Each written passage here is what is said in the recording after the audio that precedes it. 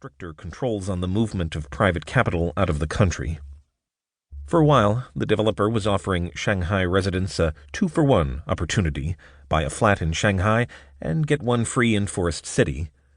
While PRC capital controls slowed sales somewhat, the young saleswoman I met, Charlotte, an information technology graduate from Beijing Normal University, maintained that 40% of all planned units had been bought. As one walks into the sales gallery, you are greeted with the soothing background music of John Denver's Country Roads, and the sprawling gallery opens out onto idyllic pools and a beach with Bali-style umbrellas, although no swimming is permitted. I toured several model apartments, pretending to be a potential buyer. Speaking Chinese with her may have helped my credibility. A 3-bedroom, 635-square-foot flat was going for $198,200, while a 1,141-square-foot 3-bedroom with small yard was going for $450,000. I thanked Charlotte and told her I would get back to her. While an ambitious development, Forest City has also encountered scathing criticism for the size of the footprint of the project, the environmental damage that it has caused, lack of consultation with the local community, around-the-clock construction, and the imported labor from China. Several hours beyond Forest City, one reaches the ancient seaside city of Malacca.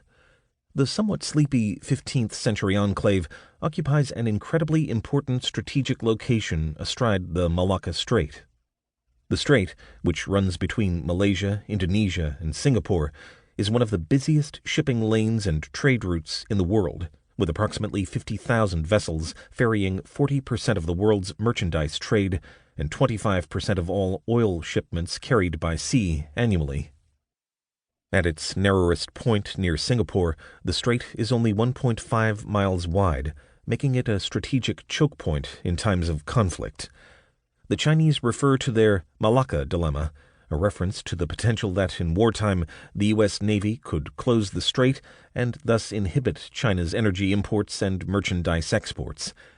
Dozens of massive ships, oil supertankers, vehicle carriers, container ships, naval vessels, all ply this narrow isthmus at close proximity with each other daily. Given their dependence on imported energy supplies, all Asian states, particularly those in Northeast Asia, would be profoundly affected if a blockade or naval conflict shut down this strategic passageway.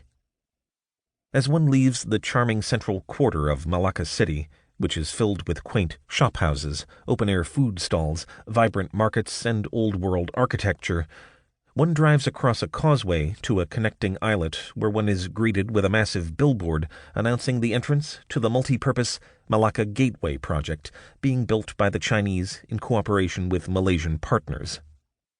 It is a somewhat typical example of China's vaunted Belt and Road initiative. When I visited the Malacca Gateway project in 2017, I was stunned by its potential scale.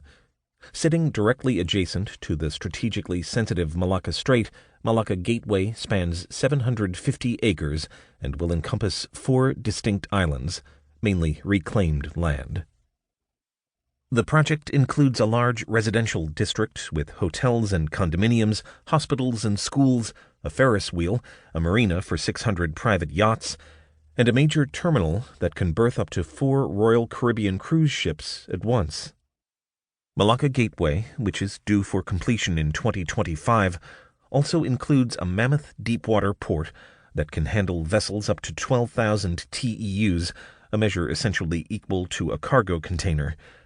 The port will be 25 to 30 meters deep, with a 3-kilometer-long wharf that can accommodate huge container vessels and tankers carrying oil and liquefied natural gas, and is projected to accommodate more shipping traffic than Singapore.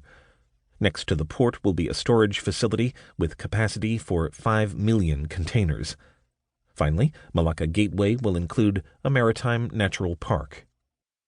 Malacca Gateway is one of the largest One Belt, One Road infrastructure projects that China is building across Malaysia.